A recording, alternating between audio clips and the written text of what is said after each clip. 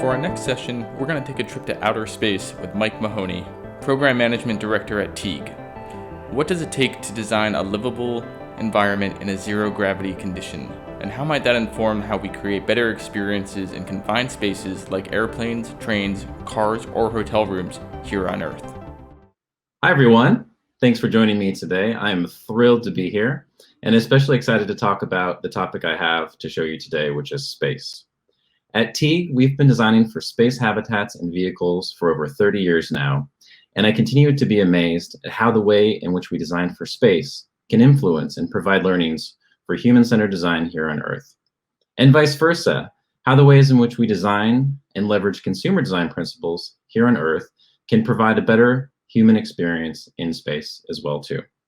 So over the next 20 minutes, I'm going to take you on a journey into outer space, specifically a trip to Mars, and show you what a future habitat could look like in that journey, and then translate those elements back to real-world examples here on Earth. In doing so, we'll talk about why it's important not just to look at the form and functionality of a space, but also how you interact and experience it, and why that's especially important for smaller confined spaces like hotel rooms, aircraft cabins, subways, trains, and even our own remote work environments where many of us join today. But before we start, our journey begins with a blast from the past. Humans have been dreaming about space for as long as we've been able to look up at the night sky and know that we have stars and planets scattered out there in a vast expanse. In 1958, Hilton teased at the idea of ordinary humans in space with a hotel that could orbit the Earth or even be on the moon. And a little over 10 years later, humans put their first steps on the moon. In the past like this, we've tended to think of space like something that's far away into our future. And I think for the most part, that's been true. But today, I think we're closer than we know to realizing the dream of ordinary humans in space. And I think the evidence is there. NASA has said that in the last 15 years of space, we've accomplished more than the first 50 years of aviation. And aviation eventually saw millions of people taking to the skies every single day. And just a few weeks ago, NASA awarded a contract to Nokia to provide 4G cell phone service to the surface of the moon, which is why today I unveil the Hilton Expanse, a new hotel which will orbit the Earth from 250 miles up and provide awe-inspiring views of Earth, the moon, and the space beyond. Go ahead and look for yourself. Now in the Hilton app, you can book a stay for you and your family, assuming you can get a ride there. So obviously, I'm kidding, just to be clear, this is not an actual hotel in space, yet anyway. Hilton has not approved this. But I think in the not so distant future, this could be a reality. And maybe even Accor Hotels, who's with us today, is secretly planning something just like this. If they are, I have some recommendations on how they should approach the future for design of humans in space, and how these principles could influence better design for our spaces here on Earth as well. First, an acknowledgement that safety is paramount. Space is a dangerous place, much like the early years of aviation were. And the highest priority of design must be to sustain life. All else must follow.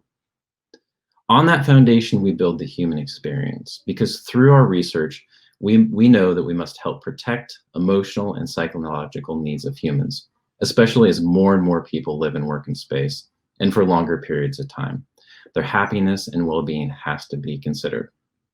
So first, in designing for confidence, adding familiar human experiences through clear, simple to understand, and intuitive environments, and using visual, auditory, and lighting cues to support it. Next is comfort, designing for familiar surroundings and human connection to our environments through soft textures, color, light, and materiality. When successfully achieved, this is about driving meaning and purpose from our surroundings. And then finally, control. Control is choice in interaction and customization, elements that can be adapted to a user's individual preferences and derive a sense of meaning and purpose and control in that environment. And then also opportunities for micronesting, especially in smaller spaces that are ordinarily busy.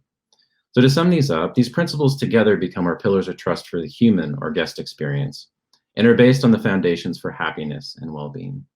Because to be isolated in a confined area for long periods of time will require confidence, comfort, and control on top of the safety standards already in place. What does this look like in action? So let's begin our pre-flight journey. We are about to embark on a 190-day journey to Mars through 140 million miles in a zero-gravity environment. You'll be accompanied by 3 other passengers here. Throughout this journey, I'll show you a handful of snippets on what that day could look like throughout the journey.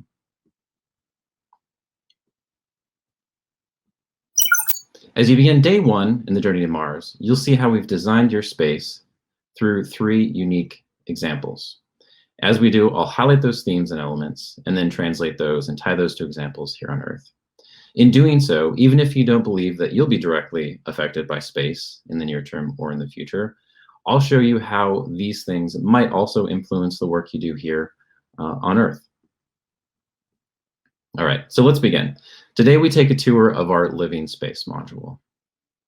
The Living Space module features 3 main areas: a bedroom suite at the bottom there, a multi-purpose space at the top, and a green wall which bridges the areas together. First, to the bedroom. Imagine you're slowly waking up in bed on your first day of the journey, settling into a quiet moment where you can start to organize your thoughts around the day ahead, perhaps even joined by your partner or spouse.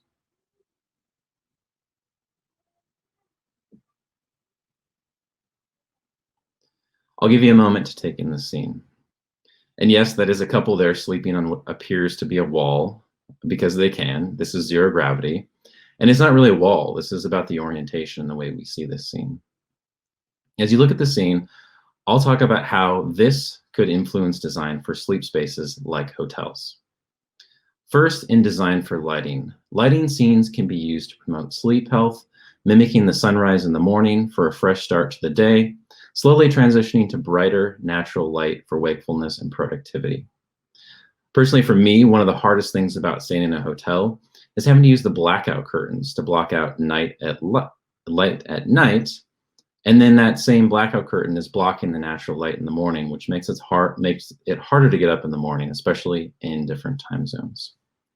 Next is maximizing utilization of the space, which could open up new revenue opportunities. You already see this in hotel chains like Marriott, rolling out day passes for certain properties, for those looking for a space to work remotely. As they continue to roll these out, they'll have to ensure that these same rooms that have been designed primarily for sleep also cater to the needs of their day guests. Lighting, architecture, and features will need to serve both unique needs and be developed in tandem. Next are digital touch points that can remember guest personal preferences and be used to control the environment, while anticipating and providing relevant information and a connection to home. A digital experience could be agnostic to this screen here. It could transition between rooms, like a Netflix episode that can easily transition from your mobile device to a screen on the back of the aircraft seat to the hotel room here. And then finally, a way for your family to connect directly to you, as seen by the message here. And then finally, organizing a space efficiently to simplify and minimize mental clutter, while also making good use of space you have and simplifying architecture. And then integrating storage into walls or other furniture like the cubbies seen here to provide more livable space. Next, we travel to the green wall as part of our living module. Imagine you're partway into your journey to Mars. Your days are busy and filled with important work and routine, but you also crave a space to get away. So your daily routine includes a moment of solace and privacy here. As you take this in, I'll also talk about the design themes here that can translate into our lives, actually just about anywhere. First, by bringing natural green living elements into spaces normally devoid of it. I could imagine an airport lounge embracing this approach mostly in full form. How often are we in indoor environments that feel impersonal and sterile? There's plenty of research that shows the impact on mental and emotional wellness through a connection to nature. Next, in designing for the seams in our lives, in our journeys, too often we're focused on eliminating the seams and making our lives more seamless. I think there's an opportunity here to focus on those and make those better spaces for us. bridging spaces together with natural elements to promote wellness like you see. And then looking for opportunities to micronest or provide privacy in normally stressful areas or busy places like airports, aircraft cabins, trains, and buses. And especially areas that don't normally get the attention because they're so transitory, but have been shown to be the most stressful points in a journey, like security lines. And then finally, for designing for multifunctionality and inclusivity in features up front, and to make them a more natural part of the environment. The hand or footholds that you see here, which she is holding herself into the space with, provide light, water, nutrients to the plant life. Here on Earth, these types of handles or other necessary features that ordinarily stand out could be integrated to provide lighting, sense, or sounds to a space, or be covered in materials that complement and blend into the environment. Finally, we enter the multi-purpose space. This is an area that promotes flexibility and multifunctionality because space is limited, and we need to provide a richer variety of uses and experiences within it. The area you see here can be converted into a recreation module, a work or exercise module, and a kitchen module. Today, I'll convert to a kitchen module so you can see how important it is to provide a sense of community through design. To deploy any one of these modules, you first use one of these digital touch points by flipping the switch. This disengages the door from the wall and allows users to remove them. When the doors pop open, they float freely and can be magnetically snapped to the floor. And then behind these doors, you can see the kitchen module, which has room for food storage, refrigeration, and heating. And then finally, the countertop surface flips out and is a vacuum downdraft table, which helps pin food to the surface while you're preparing it in zero gravity. And then when you go to eat, it helps keep the food on the surface as well too. So now imagine you're on the final days of your journey approaching Mars. You and your fellow astronauts are getting more and more excited about reaching your destination and what lies ahead. It's a time to celebrate the journey in a fun, social way and acknowledge how important your fellow crew members have been to your health and well-being. A time to bond over food and drinks.